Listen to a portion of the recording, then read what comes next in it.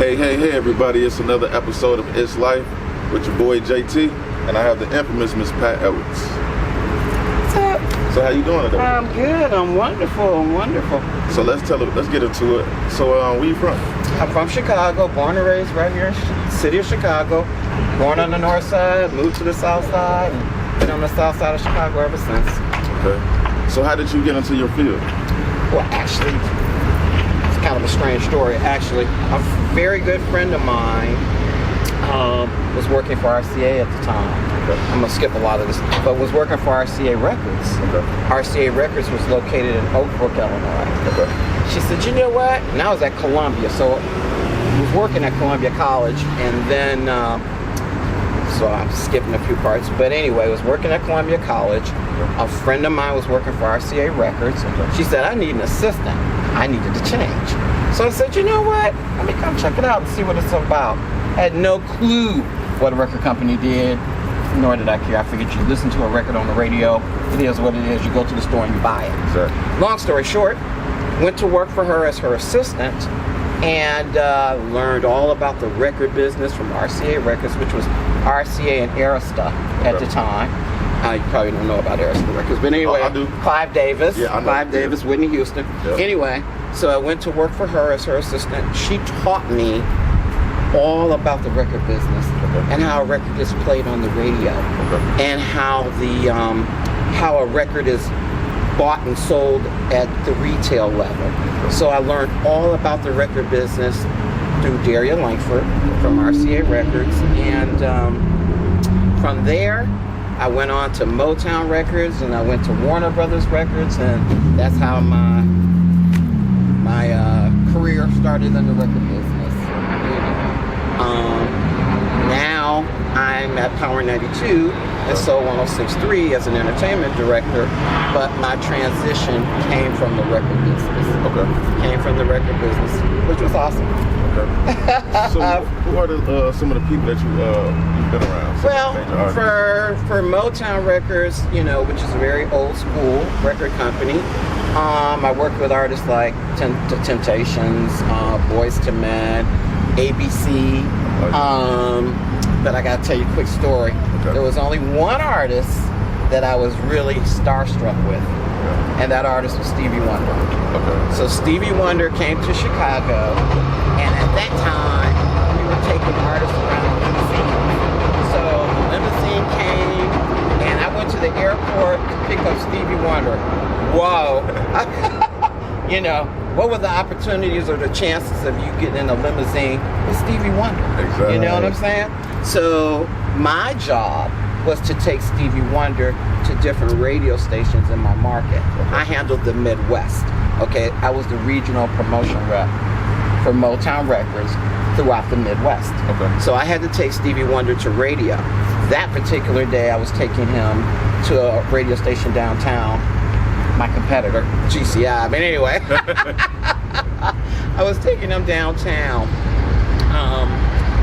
And the long and short of it is, we went to the radio station, the interview went fine, no problem. Stevie Wonder is an amazing artist, as well as an amazing man. You know, his talents to be a blind person is far beyond anything we could possibly imagine. You know, so at the end of the day, the radio station interview went great, what have you. On the way back, Stevie Wonder, this has nothing to do with the music business, but anyway, Stevie Wonder left his cell phone in the limousine. Okay. He called me personally on my cell phone. Whoa! He called me on my cell phone and said, I forgot my cell phone in the limo. Would you bring it to me? I personally delivered Stevie Wonder's cell phone to the Ritz-Carlton Hotel. Man, I know that's no big deal, but it's a big deal for me. You know, oh my God, he is, when they say Stevie Wonder is a genius, he's a genius. He's a genius. Somebody did not have sight. I've got 20, 30. Anyway, at the end of the day, I could not possibly do what I was doing.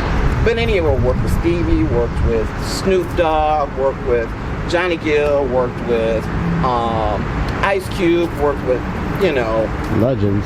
just a million artists, you know, you don't want to name drop. Right. But my job was to, when your artist was in town, to take them around to radio stations to make sure they had their interviews. If they were doing concerts, you made sure they got to the concert on time.